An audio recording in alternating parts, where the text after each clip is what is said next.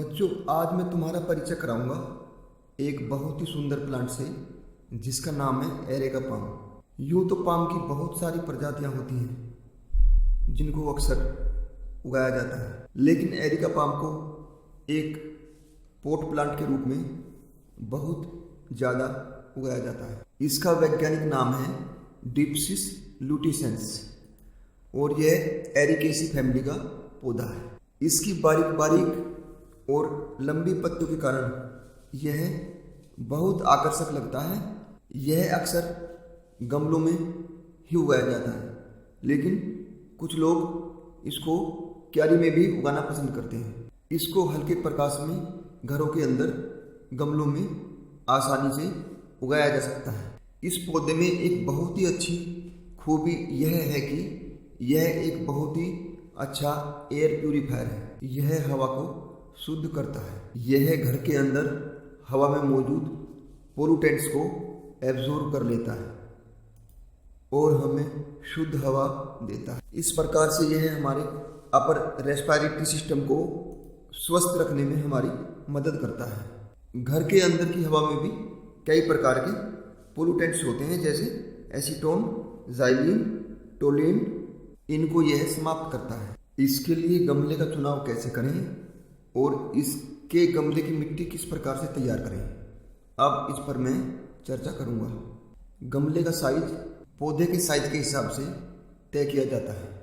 इसके पौधे छोटे भी मिलते हैं और बड़े भी। रूट बॉल जितना बड़ा हो उसके डबल आकार का गमला हमको चयन करना चाहिए। जैसे कि यदि इसकी रूट बॉल का साइज मिट्टी सहित मिलाकर वो लगभग 6 इंच है, तो हमको 12 इंच का गमला लेना होगा। और यदि इसकी रूट बॉल का साइज 10 इंच है, तो हमको 20 इंच का गमला लेना होगा।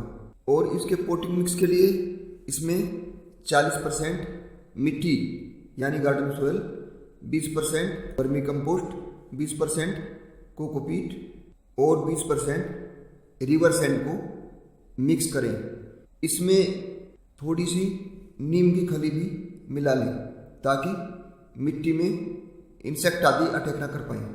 यहाँ पर एक बात का ध्यान अवश्य रखें कि पोट में ड्रेनेज होल होना अति आवश्यक है। यदि उसमें ड्रेनेज होल नहीं होगा तो इसकी जड़ें गल जाएंगी और हमारा पौधा मर सकता है ज़्यादा मॉइस्चर के कारण। और इसमें कभी भी ओवर वाटरिंग ना करें।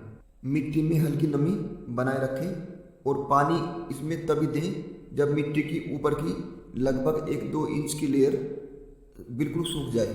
कभी भी सोयल फोगी नहीं होनी चाहिए और इसमें इस प्रकार के जल से ही सिंचाई करें जिसमें कोई केमिकल वगैरह ना हो। जल स्वच्छ होना चाहिए और केमिकल फ्री होना चाहिए। अब हम बात करते हैं इसके फर्टिलाइज़र के बारे में। इसको कौन सा और कब कब फर्टिलाइज़र दें ताकि हमारा पौधा अच्छी ग्रोथ कर सके। 1 माह में एक बार इसको फर्टिलाइज़र देना है और इसके लिए लिक्विड फर्टिलाइज़र का इस्तेमाल किया जा सकता है। वर्मी कंपोस्ट भी लगभग 250 ग्राम पर पोट के हिसाब से, साइज के हिसाब से क्वांटिटी बढ़ाया घटा भी सकते हैं।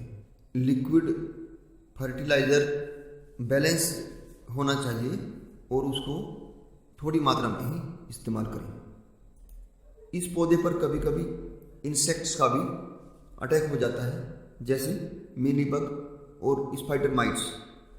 यदि आपको लगे कि इस पर कोई पेस्ट अटैक कर रहे हैं तो हल्का इंसेक्टिसाइड का स्प्रे करें।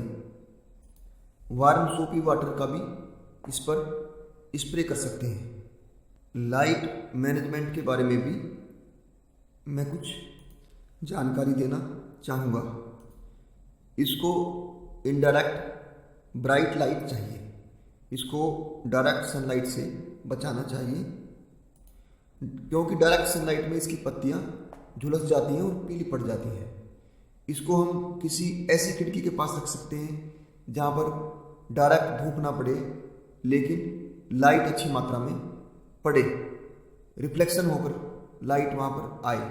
ज़्यादा अंधेरे वाले स्थानों पर भी इसको घर के अंदर ना रखें, क्योंकि वहाँ पर भी इसकी ग्रोथ पर कुप्रभाव पड़ता है। आप इसको किसी बरामदे आदि में भी रख सकते हैं, वहाँ पर भी यह अच्छी ग्रोथ करेगा।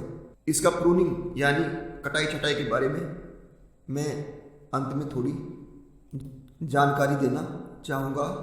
इसकी पीली और सूखी हुई पत्तियों को, कुछ पत्तियाँ जो ब्राउन जैसी लगें उन्हें काट देना चाहिए, क्योंकि इससे पौधा सुंदर नहीं लगेगा। और रोगग्रस्त पत्तियों को भी हटा देना चाहिए। लेकिन पौधे की टॉप ब्रांच जहाँ से पौधा नई ग्रोथ करता है उसको कभी नहीं काटना चाहिए। बच्चों, आज मैं तुम्हारा